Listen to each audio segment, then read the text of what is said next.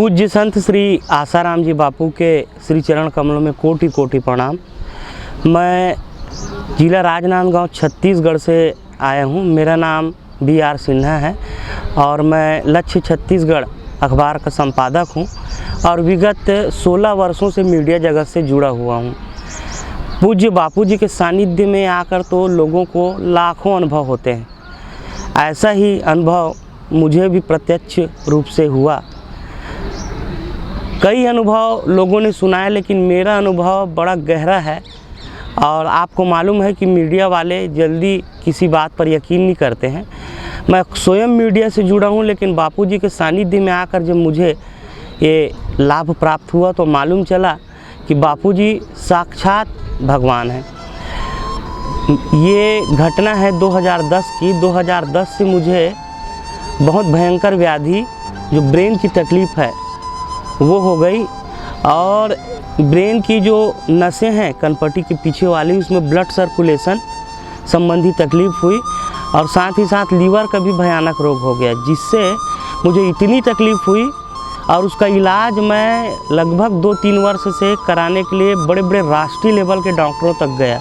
Allopathic से थक गया तो आयुर्वेद का सहारा लिया, लेकिन कहीं भी मुझे इस बीमारी से छुटकारा नहीं मिला और डॉक्टरों ने हाथ खड़े कर लिए। वैद्यों ने यहाँ तक कह दिया कि बस 4 महीने आपकी उम्र है, 4 महीने ही आप जिंदा रहोगे।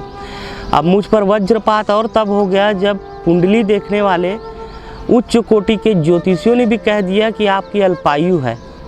आप सोच लीजिए मेरी हालत क्या होगी कि 4 महीने में आप मर जाओगे, ऐसा अगर किसी को बोल दे तो उस व्यक्ति की हालत क्या होगी। मैं बहुत दुख और कष्ट पाया और उसके बाद में मेरे मन में भावना आई कि जब मुझे मरना ही है तो क्यों ना मैं पूज्य बापू जी के दर्शन करके ही शरीर छोड़ूं। और उसके बाद मेरी चलने फिरने की शक्ति नहीं थी।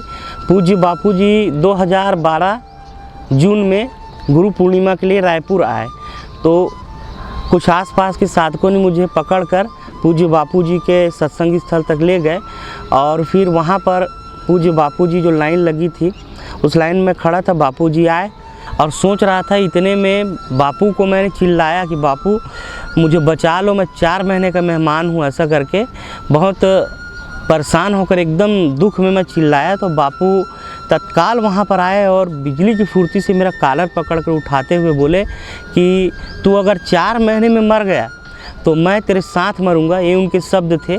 और उसके बाद में पूज्य बापू जी ने संजीवनी टेबलेट मंगाई और संजीवनी टेबलेट कुछ दूरी पर ऐसे पीछे गए और ऐसा बोले, ये टेबलेट मैं तेरे मुंह में फेंक के मारता हूँ, अगर ये मुंह के अंदर चला गया तो तू बच जाएगा और अगर गिर गया तो भाई मर जाएगा। तो मैं और भयभीत हो गया बापू की कैसी लीला है करके, और मैं अपने गुरु मंत्र का जप करते हुए खड़ा रहा और बापू जी दूर से, कितना छोटा मेरा मुंह, और बापू दूर से ऐसा करके संजीवनी टेबलेट छोटी सी फेंके, लेकिन उनकी कृपा ऐसी कि सीधे वो टेबलेट मेरे मुंह में गया और मैंने सोचा कि टेबलेट फिर बाहर न गिर जाए, मैं चबा कर उसको सीधा लील गया। तो बापू बोले इसके टेबलेट में मुंह में गया है टेबलेट, मतलब ये मरेगा नहीं, ये बच जाएगा। और बापू बोले अब तू बच जाएगा, ऐसा करके। और उसके बाद फिर बापू आगे चले गए। आगे जाने के बाद में मैं सोच रहा हूँ, बापू ने कहा कि तू 4 महीने में नहीं मरेगा, तो मैं सोचने लगा फलाने ज्योतिष ने तो एक कहा था कि कुछ और समय के बाद में तेरी मृत्यु निश्चित है, 1.5-2 साल में भी मर सकता हूँ, कहीं मैं 1.5-2 साल में तो नहीं मर जाएंगा भगवान, ऐसा सोच रहा हूँ। इतने में पूज्य बापू जी दूर जा चुके थे। मेरी मन की बात उन्होंने कैसे जान ली, वहाँ से पलट कर बोले कि तू, मैं बोल रहा हूँ ना, तू 4 महीने में भी नहीं मरेगा, 2 साल में भी नहीं मरेगा, ऐसा करके बापू ने कहा।